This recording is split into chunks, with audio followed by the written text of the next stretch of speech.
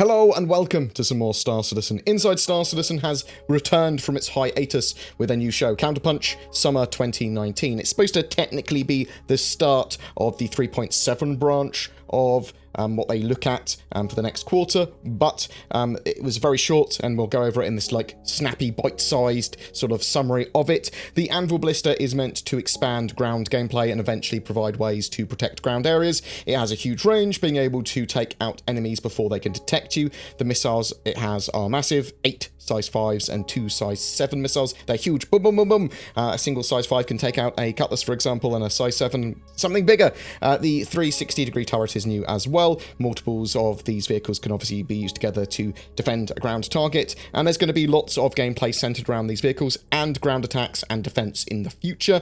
Obviously, it's not something that we have in the game at the moment, that sort of like deeper gameplay, but you can still spawn them at outposts and still use them, and they're quite fun in planned events and that sort of stuff. The devs envision them being used in the shorter term to prevent people landing at landing areas and that sort of stuff, and having other people come along and try and deal with them. The pipeline for straight-to-flyable ships and vehicles is actually a lot more efficient in a lot of ways, because they literally go from concept all the way to a finished product straight away in phases, bam, bam, bam, bam, bam, in order. So they focus on it a lot more, and it's fresh in their minds as they plow through it. I actually would like them to do this with all concept ships in the future, going straight to flyable from concept in a big sort of like that's focused straight on it from concept all the way to the end is a great idea in my opinion. Though that said, I would prefer them to also have a concept phase and tell us about them.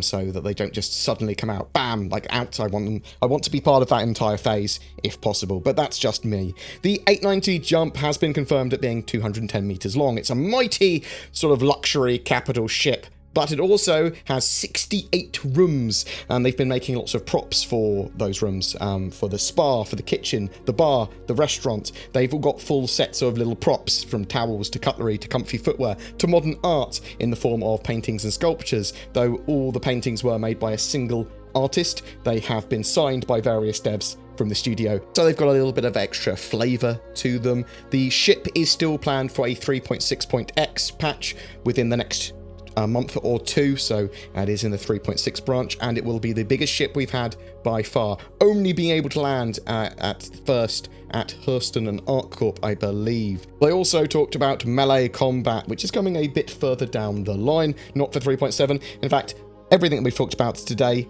isn't in 3.7. It's either before 3.7 or a while after it. So melee combat includes unarmed combat and melee weapons as well, so you're about to use knives and things like that. I'm hoping we see lightsabery type things or something similar, I don't know, future swords. They are testing the mocap data, bringing it into engine at the moment and working out how they want to implement and use it. They tested like lots and lots and lots of different ways of punching, with like pivoting the head and different motions of the body, just the arms, just the shoulders moving, stuff like that. But what they're after is a stabilized but heavy sort of attack with a fluid motion. So they keep on iterating on this, and they do lots and lots and lots of tests to get the sort of movement they want. They still have a lot of work to do with more heavy attacks, but they are definitely getting there with what they want for melee combat. I hope that information was informative to some of you. I'll put the link down below for you if you wish to watch it in full.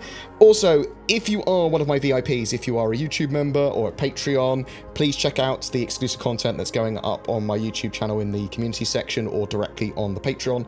I will be doing that much more regularly now to encourage people to, you know, help support the channel. And YouTube have a new sort of membership scheme where you can expand out lots of different membership types. So I've done that. If you wish to support the channel, please go ahead. If you don't, then just like, share, subscribe, or give me feedback. That's very much appreciated. Love you guys. Thanks very much for watching.